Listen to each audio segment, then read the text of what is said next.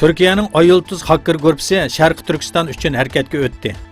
Xitoyga tavan nurg'un davlat organlari va universitetlarning tor betiga hujum qildi.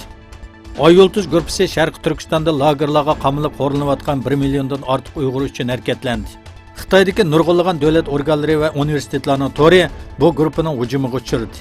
Mazkur hakkerlar guruhi hujum qilgan tor bekatlarga Sharq Turkistonlik qarindoshlarimizning yenida deb yozib qo'ygan bo'lib, ular hujum qilgan tor betlarning tizimligini e'lon qildi.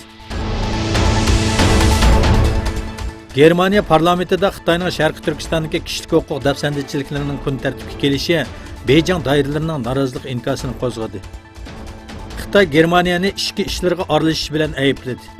Xitoyning Berlindagi bosh elchixonasi tomonidan e'lon qilingan bayonotda Germaniya parlamentining Xitoyning jiddiy e'tiroziga pisand qilmasdan 8-noyabrdagi yig'inda Xinjiangdagi kishilik huquq dafsandichiligini muhokama qilganligi ta'kidlangan.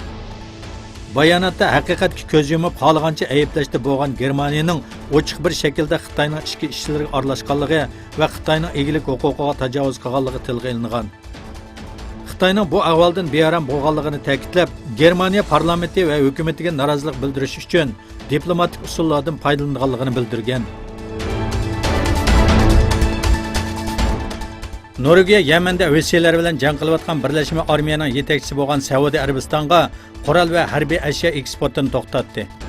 Norvegiya tashqi ishlar ministri In Ersekin Soridi Norvegiya davlat televiziyasida bayonot e'lon qildi.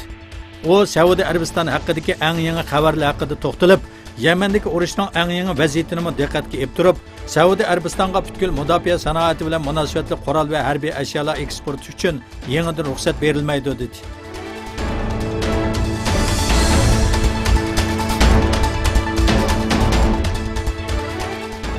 Iroq 1990-yili Kuvaytni ishg'ol qilgandan keyin o'tirg'i chiqqan ziyonlarni tekshirgan Birlashgan Davlatlar Tashkilotiga qarashli to'lam komiteti Iroqning kelar yildan boshlab neft setishdan kirgan kirimidan Kuvaytga to'lam berish kerakligi haqida qaror chiqardi.